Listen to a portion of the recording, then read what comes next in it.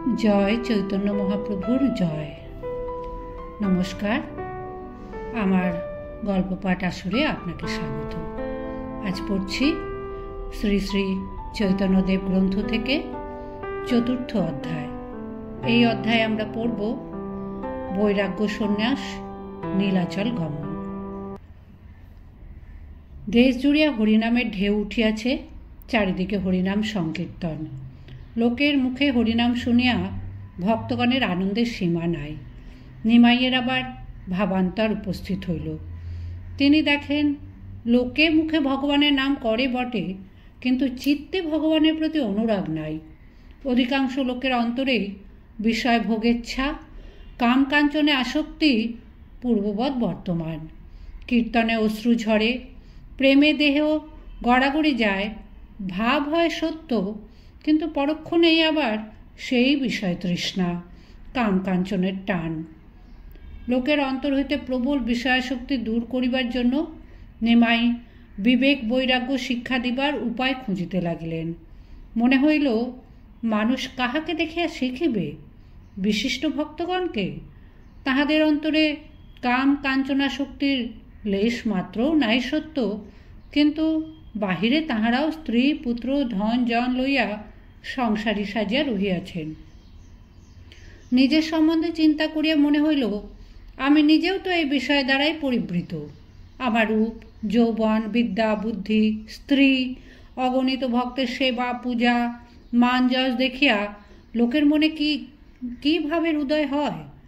তাহারা নিশ্চয়ই মনে করে ভগবানকে ডাকার হরিনাম সংকীর্তনেরই ইহাই ফল। এদিকে শত্রুরাও বলিয়া বেড়াইতে লাগিল, নিমাই পণ্ডিত খুব চালাক লোক, আহমকগুলিকে ঠকাইয়া দিব্য আছে। ঘরে যুবতী স্ত্রী, টাকা কড়িরও অভাব নাই, বেশ খায় দায় আর মজা লোটে। ক্রমে এই সকল কথা কানে আসায় নিমাইয়ের চিন্তা বাড়িতে লাগিল। নিমাই সংসারে থাকিলেও অসংসারী। তাহার মন প্রাণ ভগবৎভাবে বিভোর। বিষয় ইন্দ্রিয়জনিত যে ক্ষণিক সুখ ভোগের আশায় লোক লালায়িত, তাহা তাহার দৃষ্টিতে অতি হেয় এবং সর্ব অনর্থের মূল।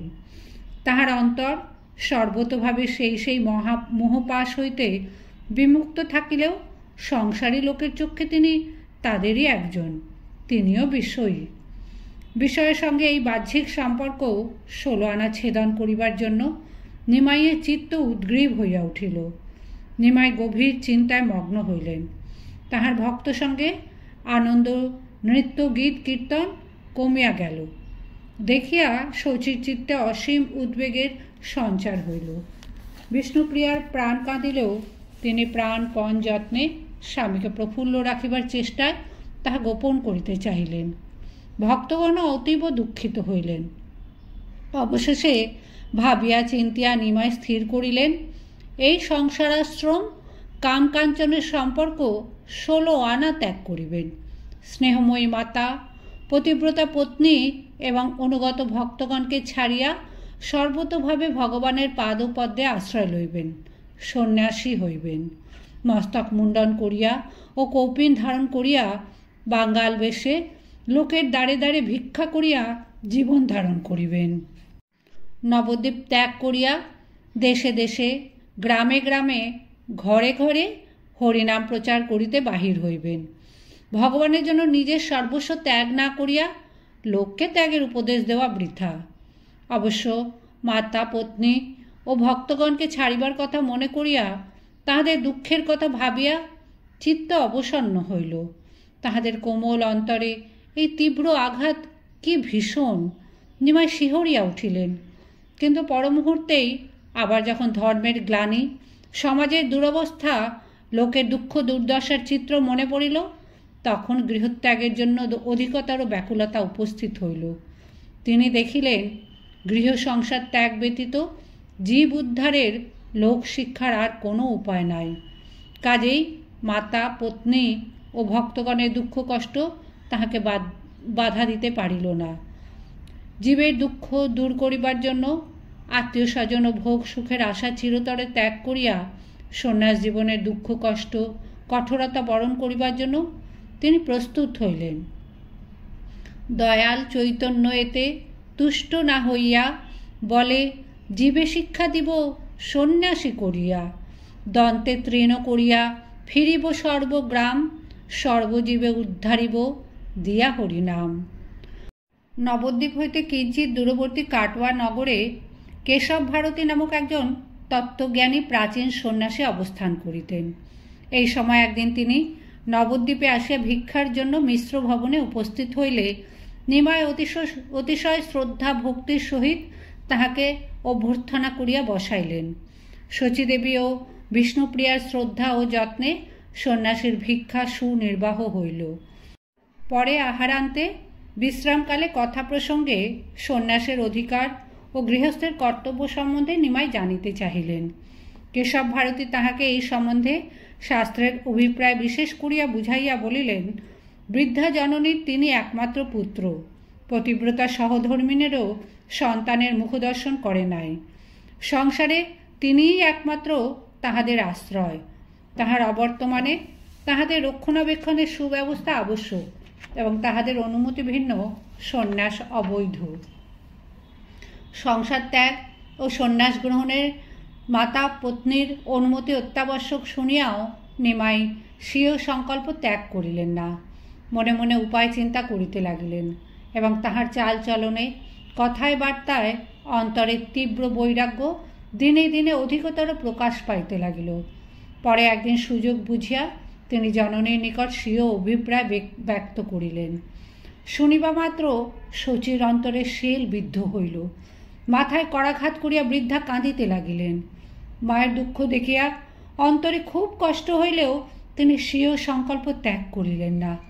প্রবোধ বাক্যে সান্ত্বনা দিয়া ও বিশেষভাবে আন্তরিক ভক্তি শ্রদ্ধা প্রদর্শন করিয়া নিমাই প্রথমে মায়ের মন ঠান্ডা করিলেন। পরে ধীরে ধীরে সংসারের অনিত্যতা, মনুষ্য জীবনের কর্তব্য, ভগবত ভজনে পরমানন্দ লাভ প্রভৃতি উচ্চ প্রসঙ্গ আরম্ভ হইল। তত্ত্বজ্ঞানের আলোচনাতে উভয়ের মন সংসারের ঊর্ধ্বে ভগবত অনুভূতির রাজ্যে আকৃষ্ট হইল। জননীর চিত্তের অবস্থা অনুকূল করিয়া নিমাই ধীরে ধীরে জাগতিক দুঃখের পারে অনন্ত শান্তি লাভের জন্য আকুল প্রার্থনা জানাইলেন। পুত্রের মঙ্গল আশায় ও তাহার প্রাণের আকাঙ্ক্ষা মিটাইবার জন্য শচীমাতার চিত্ত উদ্গ্রীব হইল। বিশেষত সংসার বন্ধনে থাকিয়া নিমাইয়ের জীবন ধারণ অতীব কষ্টকর বুঝিয়া জননীর প্রাণে আতঙ্ক জন্মিল। পাছে নিমাইয়ের কি জানি কি হয়।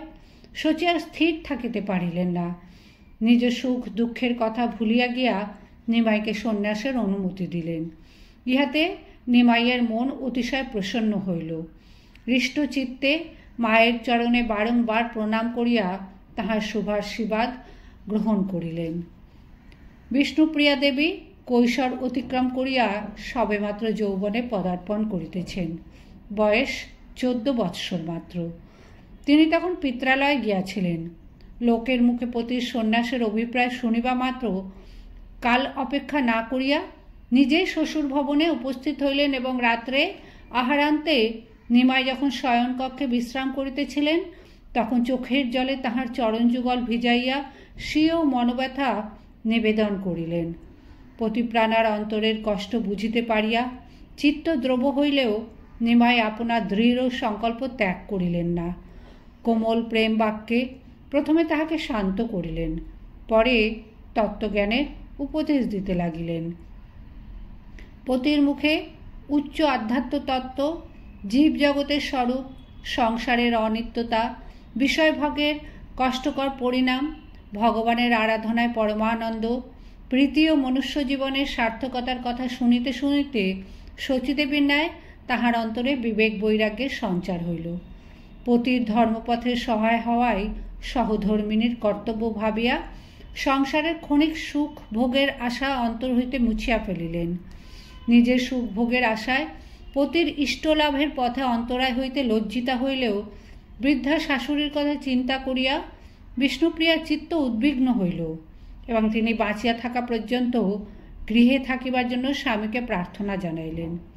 নিমাই হাসি মুখে মায়ের নিকট অনুমতি লাভের কথা প্রকাশ করিলে দেবীর বিস্ময়ের সীমা রহিল না। যেমন মাতা তেমন পুত্র। অনিত্য সংসারে উভয়েরই অনাসক্তির কথা ভাবিয়া তাহার চিত্ত শ্রদ্ধা ভক্তিতে পরিপূর্ণ হইল।